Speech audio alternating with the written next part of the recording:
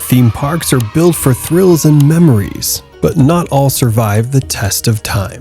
Some are left abandoned and forgotten by the crowds they once drew. Welcome to Days Gone By, as we explore 20 old theme parks from across the globe, where fun turned into forgotten history. Let's dig in.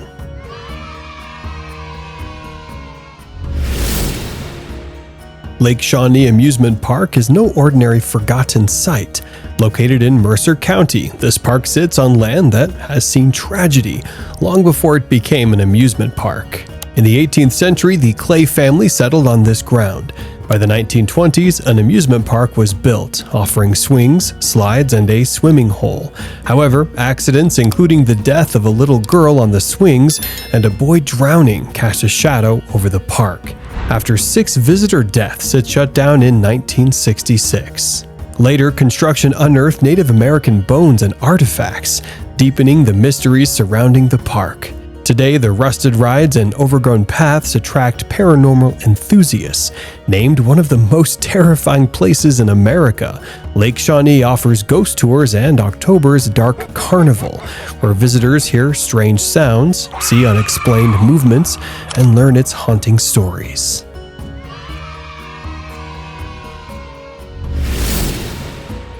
Rocky Point Amusement Park in Warwick, Rhode Island, was a beloved summer destination from the late 1840s to 1995. Known for its thrilling rides, carnival games, and the iconic Shore Dinner Hall, serving clam cakes, it was a cherished spot for locals. However, financial struggles led to its decline. By the late 1990s, competition from larger parks like Six Flags and Disney drew crowds away. Mismanagement and a $5 million debt to the Bank of New England pushed the park into bankruptcy. The park's legacy also includes tragedy, such as a child's murder in 1893, which left a dark mark on its history. After closing in 1994, a brief reopening in 1996 failed due to low attendance. In 2008, Rhode Island purchased the land and transformed it into Rocky Point State Park. Today, visitors enjoy walking paths and recreational areas, preserving memories of the park's vibrant past.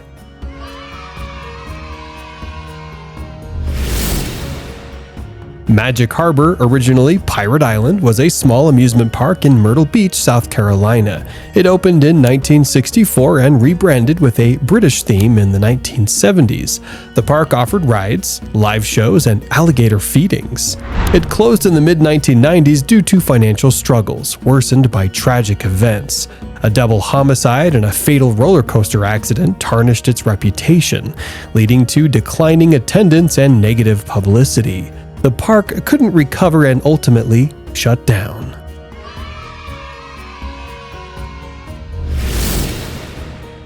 Imagine walking through a theme park that feels like Disneyland, but with a twist. Nara Dreamland opened in 1961 near Nara, Japan. Inspired by Disney but unable to secure its licensing, the park operated independently with similar attractions like Main Street and themed lands. At its peak, Nara Dreamland drew 1.6 million visitors, but when Tokyo Disneyland opened in 1983, followed by Universal Studios Japan and Tokyo Disney Sea, its numbers quickly dwindled. By the early 2000s, attendance had dropped to just 400,000, leading to its closure in 2006. After closing, the abandoned park became a hotspot for urban explorers, drawn to its eerie, decaying atmosphere. Demolished between 2016 and 2017, Nara Dreamland remains a nostalgic memory of Japan's theme park history.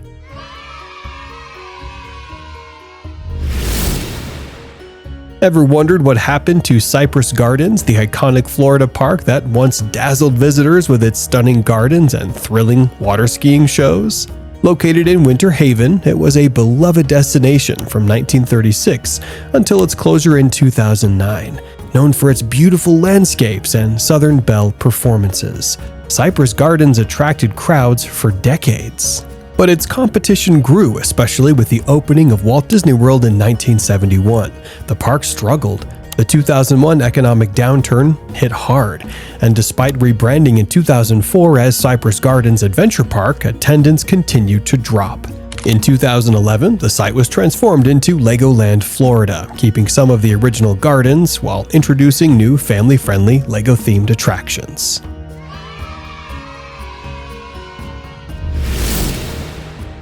Dadipark, located in Belgium, was Europe's oldest amusement park. It opened in 1950 and was originally a playground for children of pilgrims. The park grew into a full-fledged amusement park, but closed permanently in 2002 after a tragic accident. In 2000, a 9-year-old boy lost his arm on the Nautic jet ride, sparking safety concerns that led to a decline in visitors. Plans to renovate the park in 2003 never materialized, and it has remained abandoned since. Today, Dadipark is in disrepair, attracting urban explorers and photographers drawn to its eerie, overgrown attractions.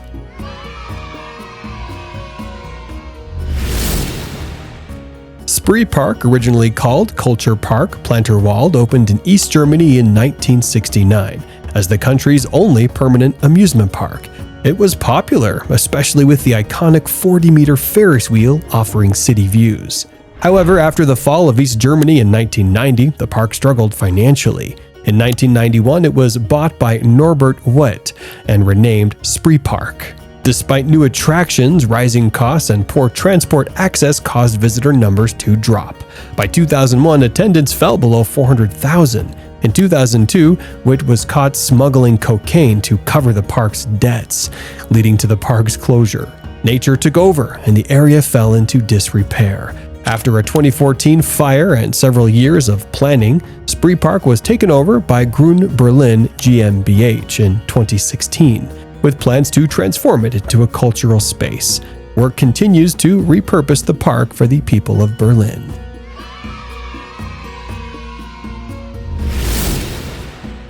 Joyland Amusement Park in Wichita, Kansas was a beloved family destination from 1949 until its closure in 2006. Founded by Lester Ottaway and his sons, Joyland offered a miniature railroad and various rides. Under Stanley and Margaret Nelson's ownership in the 1970s, the park thrived. However, by the early 2000s, attendance began to drop, and rising costs took their toll. In 2004, Joyland temporarily closed due to financial issues and safety concerns over aging rides. In 2006, the park was leased to the T-Rex Group, hoping to bring it back to life. Some improvements were made, but the financial struggles continued. By the end of the 2006 season, Joyland closed for good. Afterward, Joyland became a target for vandalism, with buildings damaged and a fire in 2018 destroying the Wacky Shack. By 2015, demolition efforts began, and the Nightmare roller coaster was dismantled. Despite community efforts, the park couldn't be saved.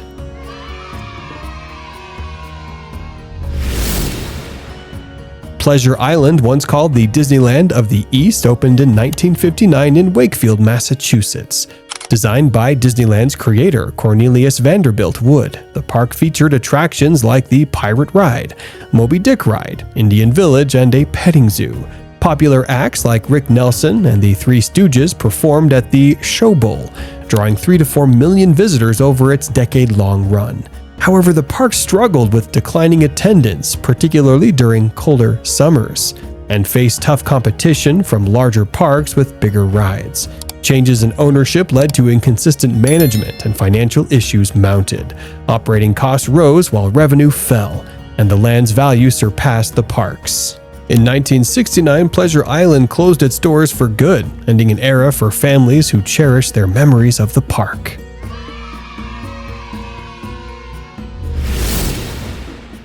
Adventureland was a popular amusement park in Addison, Illinois, operating from 1961 to 1977.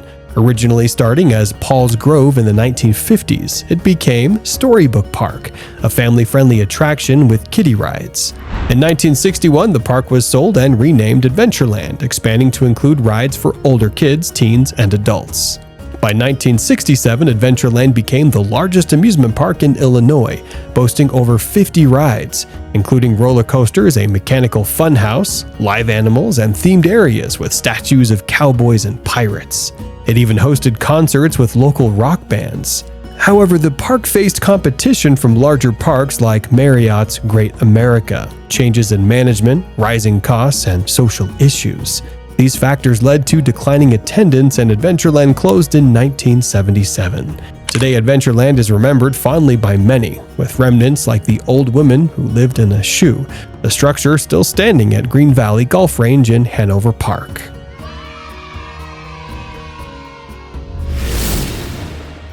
Disney Quest Chicago, an interactive theme park, opened in 1999 but closed in 2001 due to poor attendance and high operating costs. The park aimed to attract over 3 million visitors annually but struggled to meet expectations. Its virtual reality attractions became expensive to maintain, and high admission prices made it less appealing to families. The park also failed to offer enough activities for a broad audience, particularly adults, limiting its repeat visitors. As other entertainment venues evolved, Disney Quest's model became outdated, leading to its closure and the cancellation of future locations.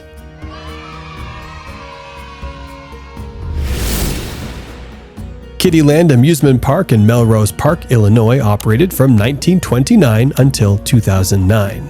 It was known for its family-friendly attractions like the Little Dipper roller coaster, Roto Whip, and a German carousel. The park also featured mini trains, a Ferris wheel, and a log flume. However, it closed due to financial struggles, changing demographics, and a land dispute over lease terms. After its closure, many rides were sold off, and the park was demolished to make way for a Costco. Kiddyland remains a nostalgic memory for many families in Illinois.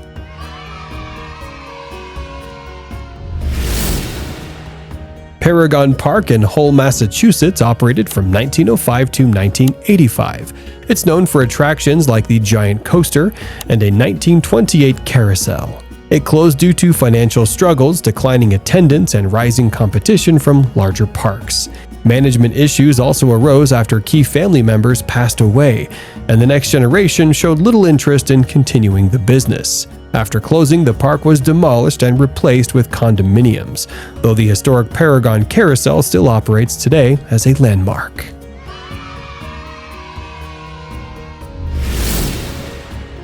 Wonderland Amusement Park was once the largest park in the nation, inspired by World's Fair exhibits. It featured rides, theaters, and parades. However, after its initial success, financial struggles, including the Panic of 1907, led to bankruptcy. Despite a brief revival in 1909, the park closed in 1910. The site remained abandoned for years and was later used for other attractions like a mini-golf course. In 1935, the name Wonderland was revived for a Greyhound racing track, which lasted until 2010. Today, the area is mainly occupied by commercial developments.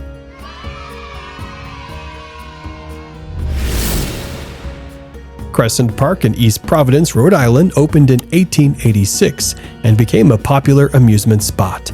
It had rides like the famous Charles I.D. Loof Carousel, roller coasters, and a scenic railway. However, attendance dropped in the 1970s, leading to its closure in 1977. By 1979, the land was sold for housing developments.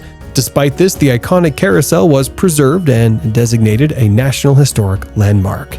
Today, the area around the carousel remains a historical site, with efforts to maintain Crescent Park's legacy, including the restoration of its name in 2023.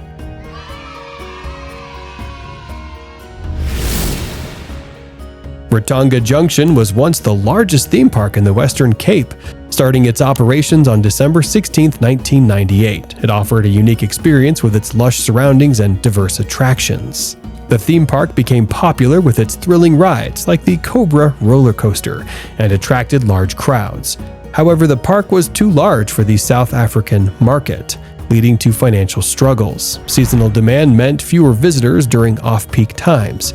Aging rides and high maintenance costs added to the burden, and newer attractions in the area reduced interest. This led to its closure on May 1, 2018. In 2005, the park sold, and plans for redevelopment into a modern mixed-use area with apartments, offices, and shops were set in motion. Although the park is gone, it remains a cherished part of Cape Town's entertainment history.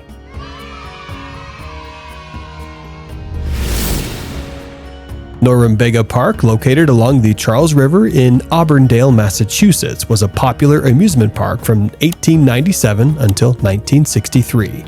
Known as New England's finest amusement park, it offered a magical experience for families. The park featured New England's biggest zoo, where visitors could see a bear who loved ice cream, and a high-wire acrobat named Maisie, who performed over the river. Guests enjoyed paddleboat rides, a Ferris wheel, and a famous carousel. The park's totem pole ballroom was a highlight, hosting live music from big bands like Benny Goodman and Tommy Dorsey, attracting couples to dance every weekend. Today, much of the park's land is occupied by a hotel, but a 13-acre field along the river remains as conservation land. Known as Dog Park, it's a popular spot for locals and their pets, preserving the area's natural beauty and some of the spirit of the old park.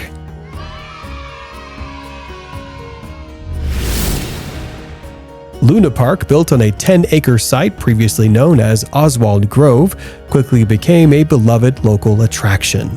Managed by James "Big Jim" O'Leary, the park offered a variety of fun activities for visitors. There were thrilling rides like a small roller coaster, a merry-go-round, and carnival games. The park also featured entertainment like balloon ascensions, vaudeville performances, and boxing matches, alongside a ballroom for dancing and a roller skating rink. At its peak, Luna Park attracted up to 5,000 visitors daily, making it a popular spot for Chicago residents. However, as competition from other parks grew, attendance dropped. Economic struggles and shifting entertainment trends led to its decline. By 1911, Luna Park closed, its attractions were dismantled, and the land was eventually sold for residential development.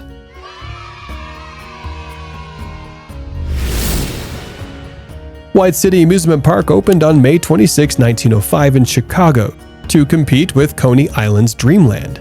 It quickly became a popular spot, featuring exciting attractions like roller coasters, a scenic railway, and the electric tower, which lit up the park with thousands of lights. The park drew large crowds and boosted public transportation to the area. However, despite its early success, White City faced financial troubles starting in the 1910s.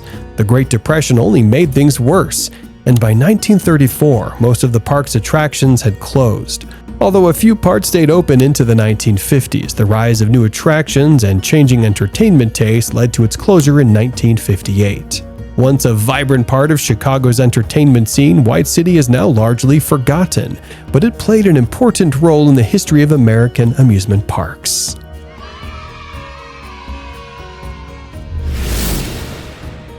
Walham Park, located in Lunenburg, Massachusetts, opened in 1893 and became one of the oldest amusement parks in the U.S.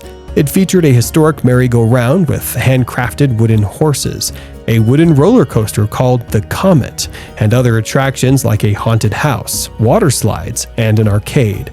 The park was a popular summer destination for families. However, as larger corporate amusement parks like Six Flags grew in popularity, Walham Park faced financial struggles and eventually closed in the early 2000s. Many of its attractions, including the merry-go-round, were sold off. The site was later redeveloped into gated condominiums, and today only rubble and broken streetlights remain where the park once stood. Despite its closure, Walham Park holds a special place in local history and memories.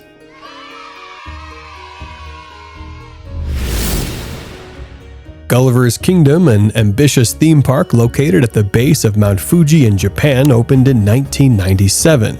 With high hopes, but closed just a decade later in 2007. The park was inspired by Jonathan Swift's Gulliver's Travels and featured a massive 45-meter-long statue of Gulliver at its centerpiece. Despite its unique theme and whimsical design, the park struggled to attract visitors. One major issue was its location near Okigara Forest, famously known as the Forest, and the nearby village of Kamikushiki, once home to the Aim Shinrikyo cult responsible for the 1995 Tokyo subway sarin attack. The area's dark associations discouraged many potential visitors. Additionally, the park lacked variety in attractions, with its main features being a luge course and bobsled track, which failed to appeal to families and children. Economic struggles further added to its decline. By 2007, Gulliver's Kingdom was completely demolished, leaving only photographs and memories of what could have been. Its story remains a striking example of how poor location and planning can overshadow even the most creative ideas. That brings us to the end of our journey through the rise and fall of these once vibrant amusement parks. Each park told a unique story, some of dreams, others of challenges. Which of these parks do you think had the potential to thrive and stand the test of time? Let us know your thoughts in the comments below. Don't forget to like, share, and subscribe for more intriguing content. Thanks for watching, and we'll catch you in the next video.